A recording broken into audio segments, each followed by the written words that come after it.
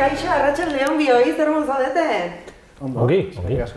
Asteko eta behin, urko aierbe Euskal Herrian euskaratzeko kidea, ezta? Bueno, konta iguzu, nondik etortzen zara? Ni sortzez Donostiarra naiz, baina Arbizun bizi naiz une honetan. Eta zein da zure lanbidea, urko?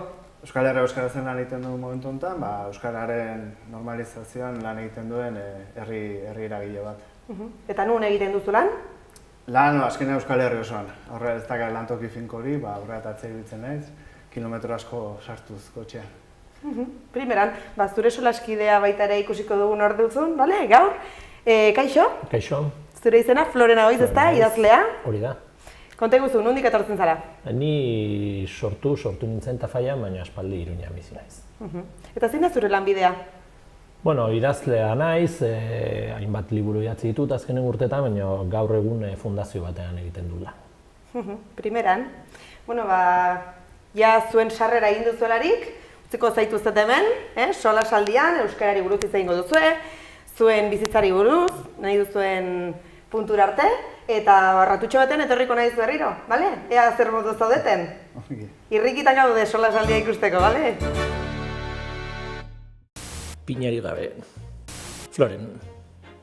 Tafalla sortzez Iruñean bizi. 52.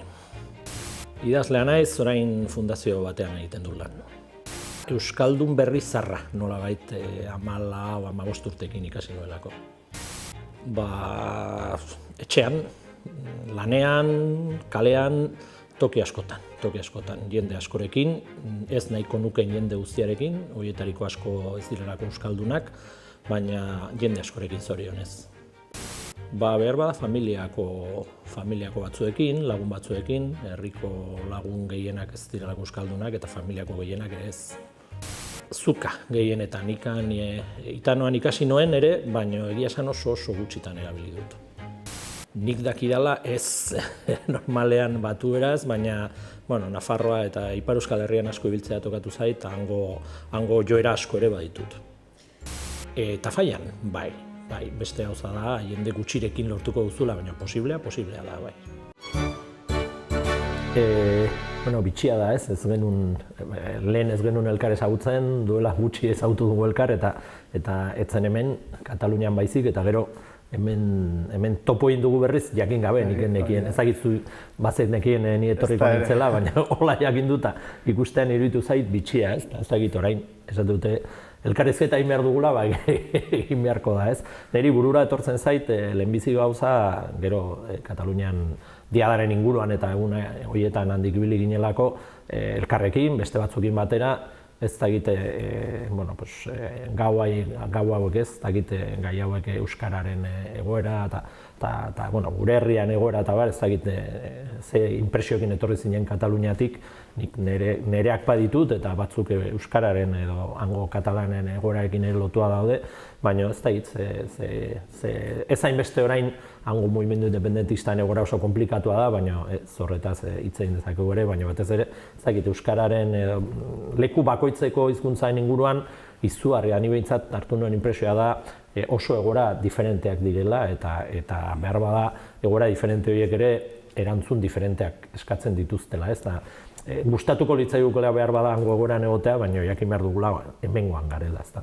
Bai, nire kasuan laugarren aldia, joaten nintzen ara, momentu eta arrazoi ezberdinegatik joan izan naiz, eta horietako batean nire lanbidea lotuta, Euskal Herria euskaratzeko kide gisa, aurreko bidea izan zen hura, plataforma apelaiengoakoekin eta beste hainbat hezkuntzaren inguruan dabiltzan hainbat eragilerekin eta nolabait elkar ezagutzera eta joan ginen.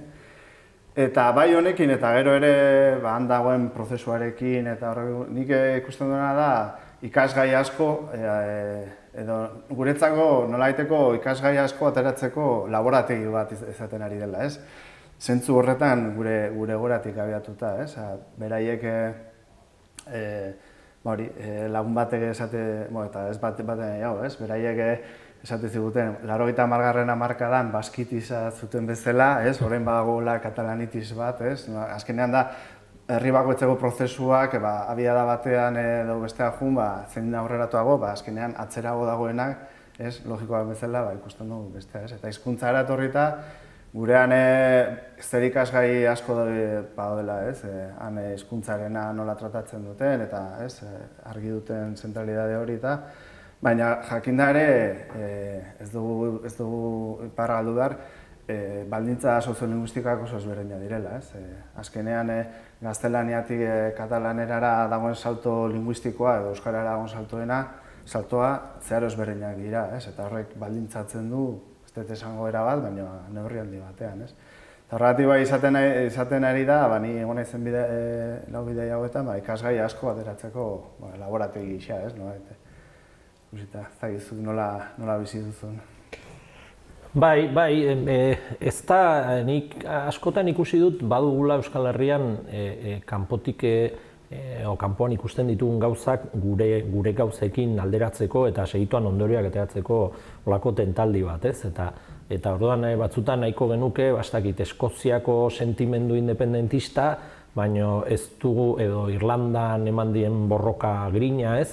Baina ez genituzke nahi, ez batean bestean, zein bestean ematen diren hizkuntza propioarekiko joerak, ez? Zen azken finean, bai Eskozian eta bereziki Irlandan, gaelikoen, ez? Bakoitza berean egoera ez delako, ez? Orduan, niri iruditzen zait ikasi beharra dagoela, baina ikasteko hori, alegin hori beti egin behar dela oinak lurrean, geure lurrean, ez? Orduan, ez da egia da, ni gero eta garrantzi gehiago ematen diote euskararen berezitasunari besteak beste, batzutan esaten den ikasteko erraztasuna edo zailtasuna, ez? Hori nik uste dut ez dela mitifikatu behar, baina egia da euskara hortan egora komplikatuan dagoela, historikoki eta orain ere, ez? Distantzia dagoelako beste hizkuntzetatik eta katalana esate baterako, gaztelanearekin duen harremana nahiko korapilatsua izan da ere, badago familiartasun bat eta frantsesarekin ere bai, italieraz ere, sumatzen diablako, ez? Loturak eta bar. Euskara hortan oso isolatuta dago, ez? Eta nik uste dut horrek zer pentsa eman behar digula, ez? Nola kudeatu behar diren berreskuratzeko saioak eta bar, eta niri iruditzen zait inbidia ematen du, ez? Ikuste duzu Katalunia eta askotan hango prozeso soberanista edo independentziaen kontrakoek ere katalanez egiten dute. Hemen ez da egite upenekoak euskaraz entzutea oso gauza ezoikoa da, ez da normalean gertatzen den zerbait. Eta nik uste dut hori, konplexutasun hori aintzat hartu behar dugula, ez? Egia esan berdin zait. Urko Aierbe. Sortzez Donostiarra, baina honetan Arbizun bizi naiz hainbat herritatik igaro eta gero. 44 urte. Honetan Euskal Herria euskaratzen nabilanean. Zarra. Saiatzen dena zalik eta jendeienarekin euskaraz hitz egiten, lanean noski euskaraz hitz egiten dugu, gero ere lagun artean eta ingurunean alde zen beste saiatzen ez hitz egiten. Euskal Herriko herritar ororekin. Zuka. Berez baturaz hitz egiten du, eta azkenean handik eta hemendik ibilita gero, baude hortizer guztidurak, baina baturaz. Bai, ez nahi bezain beste, eta bada oraindik ere zer aurreratua, baina neurri handi batean posible da.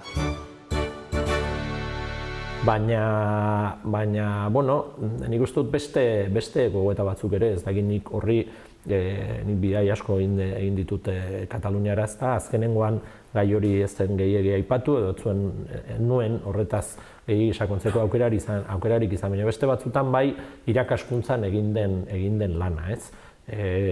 Nik uste dut hemen ez ginula hainbeste ezagutzen, Katalunian gauzak nola egiten ari ziren immersio linguistikoaren eredua, esate baterako, baina kontxo nik uste dut hor alderatzen baditugu hemen aplikatu diren ereduak eta hangoak, ezer mitifikatu gabe, nabarmena da, hola nahi gauzu, ea bortitzean esan da ez, sistema horrek katalaniztunak egiten ditu. eta hemen berriz sistemak ez ditu ez hainbeste egiten, eta horrela esan badaiteke ez ditu ez da inongi egiten ere. Orduan, han ikusten da, ez dakit kopiatzea, seguramente ez, baina bai erreparatu beharko genioke horri, ez da, nik ez dakit. Hau da, gero eta euskaldun gehiago gaude Nafarroan, lehen baino gehiago, Arturo Kampion esaten zuen, bere garaian 19. mendean euskara galtzen ari zela Nafarroan, Aiton Amonek egiten zutelako, seme-alabek ulertzen zutelako, eta hilobek ja ez zutelako ez da hitz egin, ez da ulertu ere. Orain, ematen du kontrakoa gertatzen ari dela, ez? Orduan, fenomeno ona da, baina abiadura, ez? Abiadura eta ze baldintzetan gertatzen ari den, ez? Hau da, euskalduntze prozesu hori oso mantxo doa, ez da? Eta nik uste dut horrek zer pentsa eman behar digula. Bai, nik uste egia da, hori ikasgaiak atatzen batzen, arriskua dela mimetizatzea, azkenean bere horretan, ez? Eta toki batean funtzionatzen duten formulek edo bere duek eta beste realitate batean funtzionatzea, gerta liteke, baina askotan, eta normalena ez funtzionatzea, realitate ezberdin direlako, ez? Horregatik, azkenean guk ikasgaiak bai atera, eta bai positiboak, Kataluniako bezala, eta baita negatiboak, ez? Irlanda, Eskoziako bezala, baina gero azkenean gure eredu propia eta gure realitatera eta baldintzetara egokitutako prozesua garatu behar dugu eta neurriak, ez? Eta horre, egia esan guk askotan, ez? Eta ez da guk Euskal Herria askoaz egiten duen hausnarketa, hori aspalditik egiten den hausnarketa da, Euskal Herrian Euskararen berreskurapenean egiten ari garena lortutakoa, ez? Naiz eta oraindik izugarri falta izan, oso herri gutxi lortu, oso hizkuntza komunitate gutxi lortu duela munduan zehar, zoritxarrez, ez? Azkenean, astero hizkuntza bat galtzen da munduan zehar, ez? Eta hemendik aurreikuspena da, ez? Momentu honetan 6.000 hizkuntzetatik, hori, 4.000, 5.000 oso hamarkada edo, mende baten buruan edo desagertzea, horre dakarren, hori, pobrezia eta pobrezia kulturala eta bertakoen zapalkuntza eta horretaz guztiaz gain, esan da, azken finean, badela hizkuntz batzuk dagatena botere handi bat atzean, ez? Izan iztun handia dituztelako, botere ekonomikoa, botere mediatikoa, botere kulturala, hori, garatzen dihoaztenak eta zabaltzen eta etorkizuna ziurtatua eta etorkizuna hizkuntz horietan hitz egingo dena. Eta gaude beste multzo handi bat edo desagertzeko zorian eta oraindik askoz ere txikiagoa berreskuratze bidean eta zorionez barkatu gure kasuan oraintxe betetzen ari da 50 urte Euskara Batua sortu zela, Arantzazun bildu zirenean orain dela 50 urte, ez zuten ez da amestuko, optimistenak ere, nik uste dut ziur naiz, ez zola irudikatuko gu orain Iruñan telebista batean eta euskaraz hitz egiten aritzea, eta bakoitza bere ibilbide profesionala eta euskaraz garatu behar izanik, eta bar, ez. Eta horregatik ere, askotan, behiratzen diogu negatibotasunari eta zema falta zaigun, baina noizean behin ere gure buruak zoriontzea beharrezkoa iruditzen zait, ez? Mendia. Denetarik. Egia esan kasik estilo guztia gustatzen zaizkit. Asko entzuten du, normalean lanean beti daukat musika. Jendeak ez du maite, jendeak esaten du distraizioa edo kontzentratzeko arazoa egiten dizkiola, baina niretako ez, niretako alderantziz. Kontzentratzeko baldintza da musika entzutea. Bai, batzuk. Bai, asko. Azken liburua bukatu duana soberaniaren inguruko ensaio bada, txiletar batek egina, baina ohitura txarrak ditut eta egia esan orain izango ditut 20 liburu baino gehiago hasita. Orduan askotan kostatzen zait jakitea zein den bukatu duana eta batzutan kostatzen zait ere irakurtzen ari naizen batzuk nun dauden ere jakitea. Gehiegi direlako. Azken filma izango zen festondoren batean edo sofan ikusiko nuen telebistako baten bat, ez baitut oroitzen ere gutxitan, mendira joatea besterik ez. Bai, asko gustatzen zait. Azken bidaia ala hartu daiteke joan den astean Madrilen egon nintzen. Normalean Bartzelonara, Madrilera eta Ameriketara ere tokatzen zen. Bai, etzen igual pixka bat ez ezkorra izan naiz, baina behar bada, baina esan nahi dute han Katalunian nire ustetan eman dira baldintza batzuk hemen ematen ez direnak, ez? Han eman da bultzada militantea, hemen bezala, hori hemen ez dago faltan, nahi genukeen gehiago izatea, edo handiago izatea, edo ez, fuerteago izatea, baina egon badago eta egon da, eta horri esker berreskuratzen ari da Euskara, nire ustetan batez ere, ez? Baina gero han daude, nik uste dut beste bi gauza edo beste bi baldintza hemen eman ez direnak, ez? Bat da, autoinstituzional sendoagoa, nik ez nuke hori ere txalotuko distantziaz ere gauzak igual sobera argi ikusten ez direlako, ez? Baina hemen, eta hemen esaten duanean, ari naiz Ipar Euskal Herria zer esanik ez, baina ez komunitate autonomoan ez da Nafarroan ere, nik ez du somatzen, ez dut ikusi halako borondate irmorik, ez? Halako eredu bat aurrean emateko, hori faltan botatzen dut, eta uste dut orain behar bada Nafarroan eraikitzen ari dela antzeko zerbait, baina ez dakit noraino iritsiko den, ez da, beste Euskararen legearen aldaketaren aukerarekin eta bar, baina beste baldintza bat, hirugarrena da, ere beste hainbat eragile politikoen ez dut esango neutraltasuna, baina behintzat beligerantzia maila mugatua, ez? Orain inmersio linguistikoaren kontra, orain azkenen urtetan kanpaina handiak egin dira, eta PPek eta beste Ciudadanos eta beste batzuek ez egin dute horren kontrako lan handia, olako eraso handia egin dute, baina hasieran etzen alakori gertatu eta konsensus batzuk ere egon ziren Kataluniako herrian, ez? Hori aurrera emateko, hori hemen ez da eman, ez?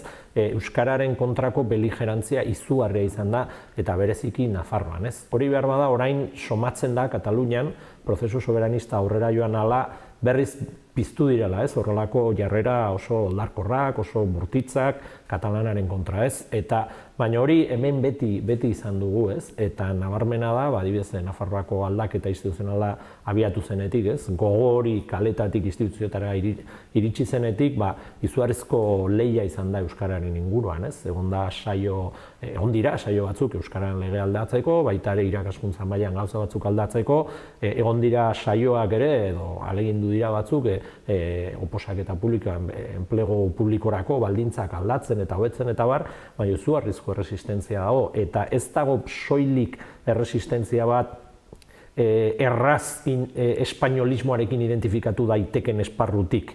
Beste esparru batzuetatik ere, eta beste hitzaki batzuekin eta bar, planteatu dira beste diskurtso batzuk. Eta ez dira betiko euskara kanpokoa da, hori behar bada, horri aurre egitea ez da intzaila, gero eta erresago izan daiteke, ez, hori biluztea, baina gero beste mezu batzuk, ez, eta mezu horiek zabaltzen dira, hau da, privilegio batzu dira, euskara jakitea ongi dago, baina horren arabera ezin da diskriminaziorik egin, eta hori somatzen da, ez? Hori da, inposizioen ideia, ez?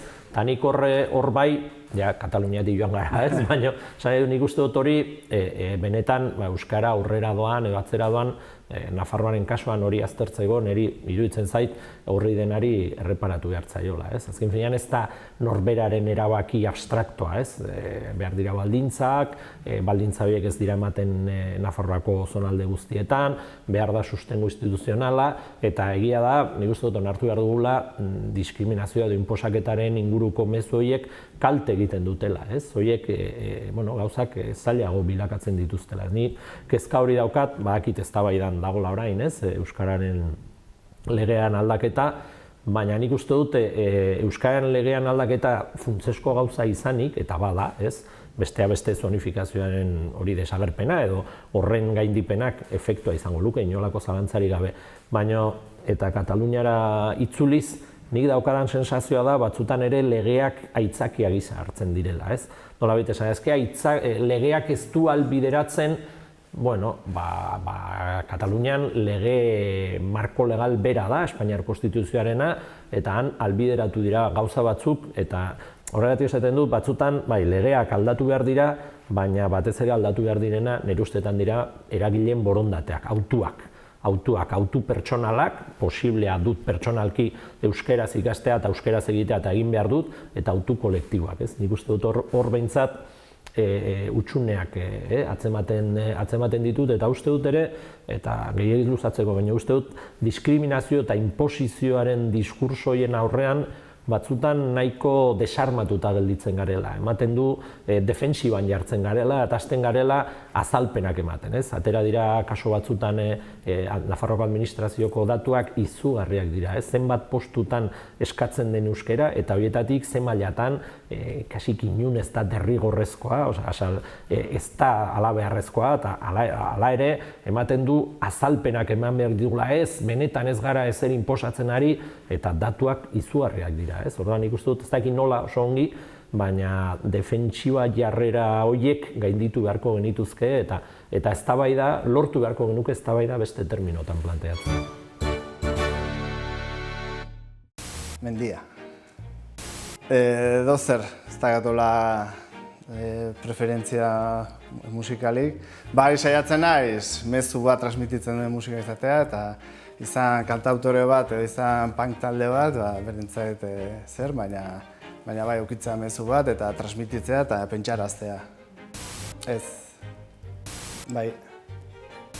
Une honetan nahi naiz, Mary Lakrik irakurtzen, aspaldiko liburu bat da, Cherokee indiarren pertsona baten oinarrituta, nolabait Amerikar Estatu Batuetako natiboek bizi izan zuten genozidioa azaltzen duena. Azkena, ez dut horitzen, esango nuke handia dela, baina ezin du ziurtatu. Egia esan gutxitan joaten nahi zinemara. Ez.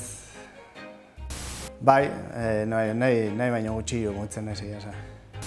Herrialde katalanetara. Guztiz ados, egia da ere, eta justu orain eztabaida dagoela, Nafarroan kasuan euskararen lege aldaketa, eta hor beste dagoena ere da nolabait eragile eta euskaltzaleen arteko ez dago ikuspuntu talka, eta nolabait ansiedade talka batzuk hori, egia da dagoen indar korrelazioa dagoela, eta kasu espezifikoki legeari lotuta parlamentoan dagoen indar korrelazioa dago, baina dagoena da ere, hortaz gain ere, edo hortik kanpo ere, zekuti duzun bezala, autu hori eta daukagun bitartekoen eta ditugun baldintzekin askoz gauza gehiago ditzakegula denok, eta gu handik hasita, herrita euskaltzalengatik hasita, eragile politiko, sozialek, instituzionalek, azkenean egia da parlamentuan dagoela indar korrelazio bat, baina udal askotan indar euskaltzaleak dira nagusi, eta hor ere politika ausartagoak egin zitzaketen, eta bestelako eremuetan ere, nik uste ere, ariketa pendiente bat dugula, gora defensiba hortatik ateratzea, ibili gara markadetan UPN-eri eta UPN-en politika lotozida batik kontra egiten, eta azkenean erosotasun eremu hortan kontra egitea erresa da, eta orain hori ez dagoela, edo, momentu honetan mentzat, eta espero ezagun ez da ia bueltatu, falta zeguna da, pentsatzea denon artean, euskaltzaleon artean, eta euskaltzale zentzu zabalenean esaten nahi nez, zen nolako politika garatuko dugun, zen nolako erdaldunen gana nola iritsiko garen, ze diskurso, ze pedagogiarekin, eta ez dela gauza bera hitz egitea askotan aipatzen dena, nire kasuan arbizu batean, edo Tafaia batean, Tafaiako herri batean, han ere, zoritxarrez, UPN-eren diskurso eta ideologia bat oso sakondu dago, eta ukatzen duena euskara ere bertako hizkuntza izatearena, eta errealitate historia bat ukatu zaie, eta horiek joan gaitezke eskubideen diskurso da nolabait ahola izan behar da eta lege aldatu, eta elikatu neurri batean, inposizioaren diskurso hori gure keinuekin, gure dinamikekin, gure ekimenekin, edo joan gaitezke jendearekin, herritarrak direnak azken fina, eta berai beste diskurso bat garatu, beste seduzitu, eta irabazi gure kasuan euskararen zako irabazi, eta nik uste zorionez eta urtetan, hamarkadetan egindako lanak fruituak ematen ari da, Tafaian Hori, orain dela 200-300 urte euskara galdu zela bertan, ez? Ez dakit ziur, baina hor askoz gehiago ez da izango. Eta gaur egun, ez? Belaunaldi berriak ari dira euskaraz ezten, ez? Eta orduan, nahi da pixanaka bestelako paisaia eta bestelako eremu bat edo bestelako iruditegi bat sortzen, ez? Asuntoa da, oraindik ere, hori, falta ez egula nire ustez, askoz ere pedagogia gehiago, askoz ere diskurso bestelako diskurso bat garatu, eta nola gaude orain ere, defensiba fase batetik, pixat ofensibara zentzunean, irabazteko zentzu hortan, eta falta ez egula da, hausnartzea eta sortzea eremu eta eredu berriak, ez? Nik uste, hori oraindik ere zero betu daukagula, ez? Euskaltzaleok, ez?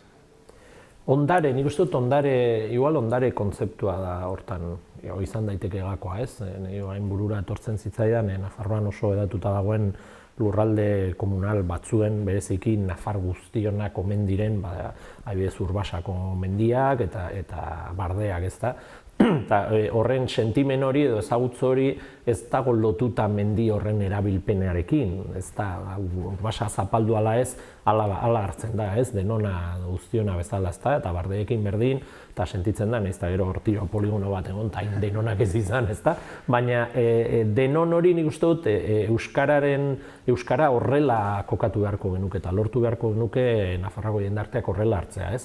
Hori da ondare komunal bat, ondare komuna, erabili ala ez, baliatu ala ez, baina baliatzen ez duenak ere, edo erabiltzeko gogorik ez duenak, edo beharrik sentitzen ez duenak ere, ondare gisa hartu beharko luke eta ez mespresatu, ez?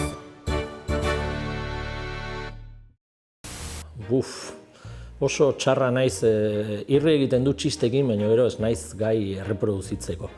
Esaldi orain ez zait burura etortzen olako egia esan, badakit txiste ergela dela dilistena, gaztelania eta euskara hasten dituna, baina alabari asko gustatzen zaio eta niri ez zait grazioso iruditzen, baina egia esan bera kontatzen duenean irri egiten dut. Askotan, batzutan telebistan edo jende aurrean hitz egiten txuri geldituta, eta hori batzutan gertatzen da, batez ere gauza asko dituzunean buruan, eta momentu horretan holako zerbait pentsatzen duzu bai. Gauza asko nire herriari, Euskal Herriari, Tafaiari, biei askatasuna, falta zaigu nahi duguna egiteko aukera izatea, eta hori gaur egun zori gaitzez oraindik ere ez du. Ibili, gehiegi pentsatu gabe nondik ibili eta aukera bakoitzea, bide gurutza bakoitzean gutxien ezagutzen dudan bide hartu. Nik uste dut hori edozein herri ezagutzeko modurik onena dela eta jakina jendearekin hitz egin. Zen herria ez baita soilik ez, han dauden etxeak eta baizik eta jendea batez ere. Bizi izan naiz Tafaian, bizi izan naiz bertan, Iruñean, bizi izan naiz Oreretan, Usurbilen, Donostian, horietariko edozein aukeratuko nuke eta beste batzuk ere bai, baina aukeran Euskal Herrian nahiago. Ez dakit, lehen burura etorri zaten lehenbiziko gauza da itzultzeko modua. Hori eramango nuke badazpada. Parranda gustatzen zait hori, ez da gehiegi etortu behar, ezagutzen nauten guztiek ederki dakitelako. Jende asko, idazle, oain puntan dagoelako egin duena nahiko zena delako, baina Fermin Buruzak bere ibilbide osoan egin duena oso miresgarria iruditzen zait, esaterako. Nik uste dut hori egia esan horrelako tertulia batean esatea oso gauza erreza da, ez da? Baina hori gero lortu behar da jendea konbentzitzea, ez da? Nik uste dut urrats handiak eman direla azkenengo garaietan, ez? Baina bereziki pentsatu behar da nola lortu urrats zabalagoak, sakonagoak ematea, ez? Horre fronte bada esan bezala Euskararen legea, baina euskararen lege aldatu ala ez, hori ez dakigu zertan geldituko den, parlamentuko indar korrelazioan arabera da, eta gero jakin behar da, erregimen deitzen dugun hori ere badela, orduan epaileak eta Espainiar Tribunal Konstituzionala eta bar, ikusi dugu ikurren banderen legearen aldaketa saioekin ere zer gertatu den, orduan ezin da baztertu, nahiz eta Nafarroan konsensus bat egon, gero hortik, kanpotik, epaileen aldetik edo beste batzuen aldetik hori bertan bera gelditzea edo kolokan jartzea, ez da.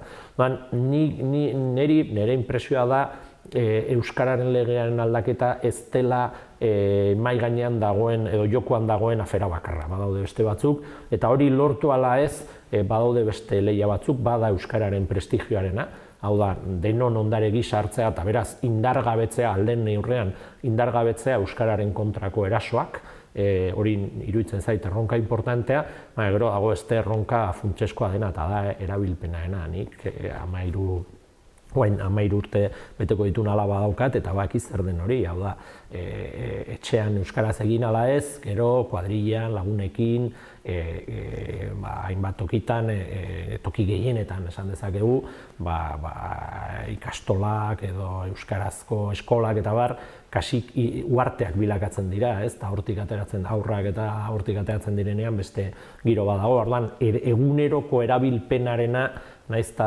topiko esan, euskara berreskuratzeko egin behar dela, euskaraz egin behar dela, ematen du hori esatea debalde dela, ez dela beharrezkoa, baina nik uste dute gero eta beharrezkoagoa dela, Eta zentzu horretan, frontez berdina daude, gauzak aldatzeko, eta ni Iratzar fundazio batean nago neinean hor alako lanak egiten ditugu, azterketak eta gogoetak egiten ditugu, eta garrantzia handia eman diogu Nafarroan gertatu den aldaketa prozesuari, Eta hor oso argi ikusten dugu jendartetik etorri dela aldaketa. Eta aldaketa ere gauzatzen ari dela eta indartzen ari dela jendartean ez dela gelditu. Hau da, interaktuazio hori edo elkarlan hori, uztarketa hori, herri mugimendu kalea deitzen dugun, zentzu pixka bat batzutan mitifikatuta, baina kalea deitzen dugun hori eta instituzioen arteko uztarketa funtseskoa izan dela gauzak aldatzeko. Eta nik badakit arriskutsua dela eredu bat hartu eta gauza guztietarako erabilan nahi izatea, baina niri iruditzen zait euskararen egoera hobetzeko beste biderik ez dagoela, hau da, lortu behar da indar sozial handi bat, eta hori instituzioekin batera egin behar da. Horregatik gustatu ala ez, ezinbestekoa da ebitatzea euskararen etsaiak instituzioetara itzultzea. Besteak beste, eta nik uste dut etorkizunari begira hori jakin beharko genukela. Eskuina, euskararen etsaiak instituzioetara itzultzen balin badira, ikasgaia ikasita itzuliko dira. Eta itzuliko dira pentsatuz egin diren aldaketak itzuli arazi behar direla, orduan nik uste dute kontua ez da, aldaketa zertan geldituko den, nik uste dut euskaldunok pentsatu beharko genukela egindako aurrerapenak, inkluso aldaketaren baino lehen egindako aldaketak kolokan jarri nahiko dituztela, pentsatuko dutelako guzti horri esker galdu zutela gobernua eta bar, Nik uste dut gustatu ala ez, politika instituzionala edo halako politikarekiko gertutasuna sentitu ala ez, euskaldun gisa, euskara maite dugun aldetik gogoeta hori ere egin behar dela, hau da, etorkizunean zer gertatu daiteken eta zer egin dezakegun bide batetik edo bestetik gauza joateko. Oso txarra naiz olako gauzetako, segitu nazten zaizkit, esaldiak, hitzak eta txisteak eta esamoldeak, oso txarra naiz. Askotan egia esan, egunero ez dut esan, momentu batzutan hori, igual buruan gauza batzu eduki eta hanka sartzea da, gaina gaur egun mezu sare sozialetan eta azkartasun horrekin, behin baino gehiagotan eskapatu zait, esan barren dituenak edo, baina ez larririk ez.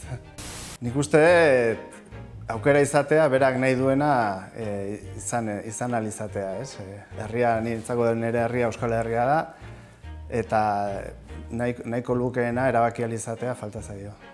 Egia esan, etortzen zaidan hola batean, da gainalde bat ere egotzea, gainalde batetik ikustea eta pixa perspektibakin ni gustokoa dut hola pixat ez dut esaten mendi tontor batera, izan daiteke muino batera eta pixa gauza perspektibakin ikustea.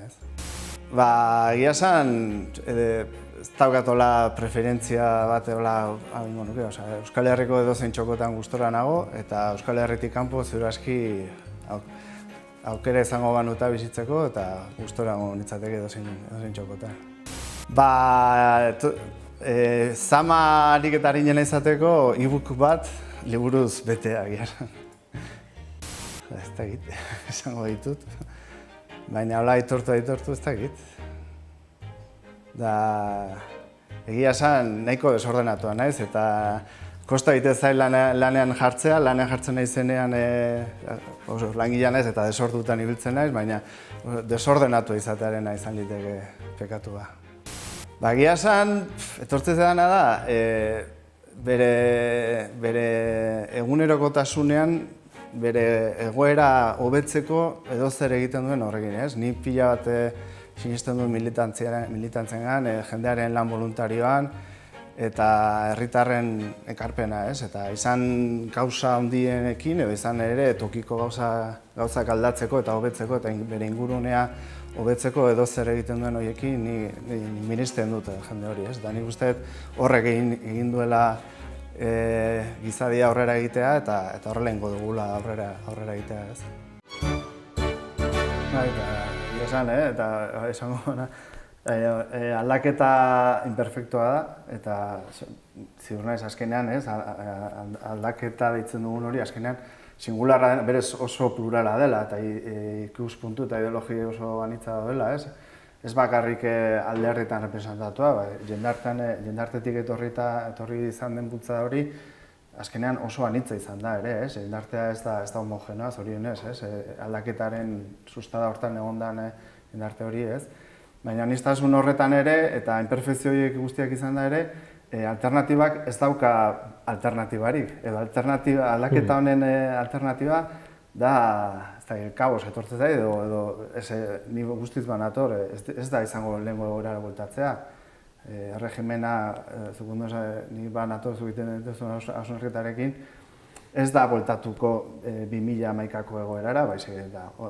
Oraindik ere, ikasgaia ikasita etorriko eta ahalegin egingo du, oraindik garai ilunagoetara bueltatzea eta kontziente da,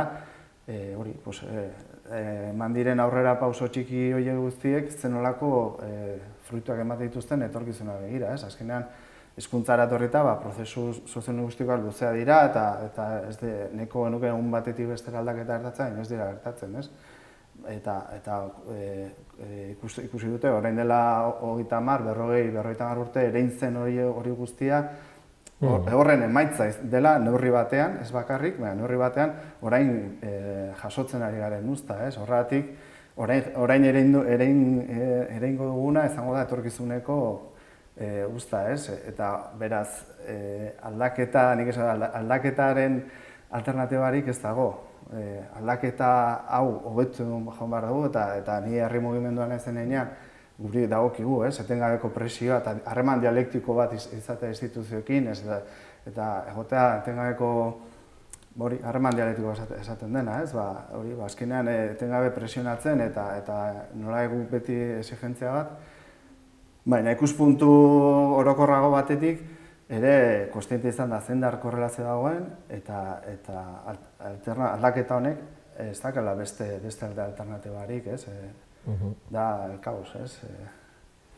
Hor nik uste dut badagoela tentsio bat eta nik tentsio hori ongi hartzen dut. Badago tentsio bat euskararen kasuan, beste kasu batzutan ere bai, baina euskararen kasuan, euskalgintzaren kasuan badago tentsio bat instituzioak eta herri mugimenduaren artean. Hori historian errepikatzen den kontu bada, ezta?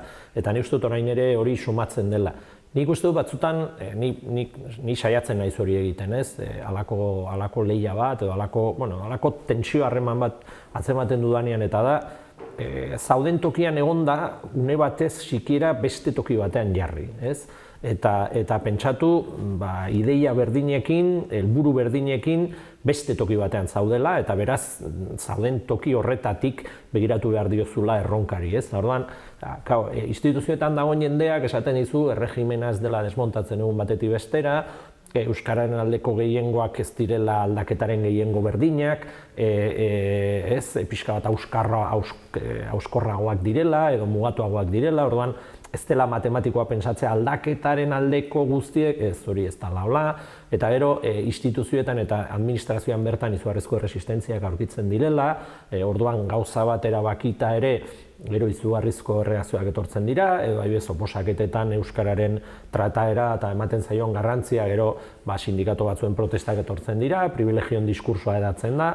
errekurso judizialak etortzen dira, orduan zailtasun batzutan nik uste dut instituzioetan oso argi, oso gertu ikusten direla oztopoak, ez? Arazoak, oztopoak, konplikazioak, arazoak oso gertu ikusten dira, ez? Eta berriz herri mugimendutik ez dira ingertu ikusten, baina igual gertuago ikusten da indarra, ez? Indarra eta beharra, eta hain zuzen ere, ez dago gaizki ere, nik uste dut bi ikuspegiak emankorrak direla, ez? Oztopoen berri izan behar da, ez da erreala pentsatzea borondateak edo zein gauzarik lortzen alduela, ez da egia, eta nik uste dut horrek frustrazioa besterik ez duela ekartzen. Aldaketak 4 urtetan edo 8 urtetan ere ezin du azkenengo hamarkadetako Nafarroa guztiz desmontatu eta irauli hori askoz ere konplikatuagoa da, ez? Baina, nik uste dut borondate hori, herri mugimenduan dagoen indar hori oso importantea da. Horan, oztopoak ezagutu behar dira, baina baita ere, zuk ere lehen aipatzen zenun, ez? Batzutan atzera begira eta esan, baina oztopoaz jabetzen ziren oztopo guzti horiez jabetzen ziren batua egin zutenak. Horiek bazekiten ez zela erresa izango, baina noiz eta frankismoan, ez da? Eta egin zuten, eta oso emankorra izan da. Ez dut uste euskara egoera honetan egongo zenik duela 50 urte autu erabaki hori hartu ezean. Uste dut hori argi izan behar dugula, ausartak izan zirela, ezta? Eta ni uste dut orain ere ausartak izatea tokatzen dela, behar bada orduan ausartak izatea frankismoaren garaian zen ez espero izatea inolako konplizidaderik inolako instituzioetatik, ezta? Orain nik uste dut egoera beste badela, landu behar direla konplizidade horiek, baina konplizidade horiek nire ustetan ez dira amen esatea batak besteari. Hau da, ez da instituzioek segitzea ezer kolokan jarri gabe herri mugimenduak esaten duena agindu bat balitz bezala, ez da alderantziz ere, herri mugimenduak esatea, instituzioetatik esaten digute hau ezinezkoa dela, beraz, amen. Nik uste dut, amen hori esan beharrean kuestionatzea konplizidade batean, ulertuta gauza berdintsuak lortzeko bide ezberdina daudela, baina baita ere esatea, zuke oztopo horiek oso gertu ikusiko dituzu, baina aldendu pixka bat, baina ausartago izan behar da, eta horiek hautsi behar dira, eta instituzioetatik igual, esatea, zuen grina oso importantea da, baina aintzat hartu behar da, mugak ere badaudela, dena ezin dela lortu momentu batean, ez? Hori, behintzat, dena ezin dela lortu, horretarako baldintzak eraikitzen ez diren bitartean, ez?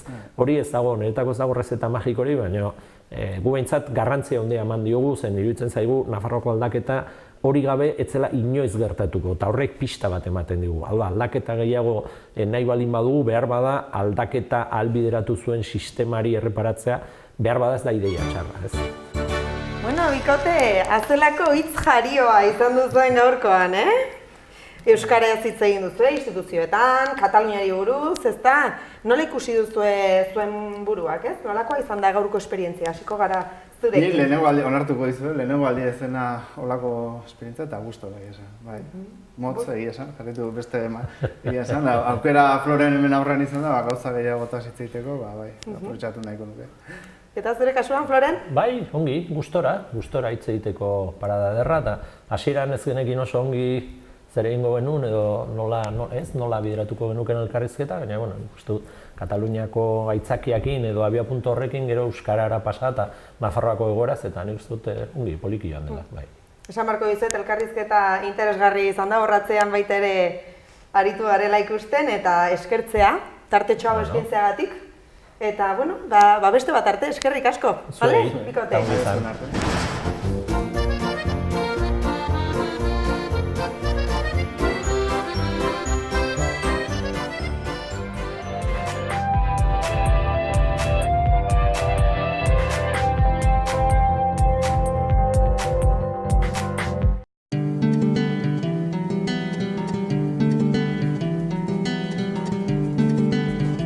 Saio hau Nafarroako gobernuak diruz lagundu du.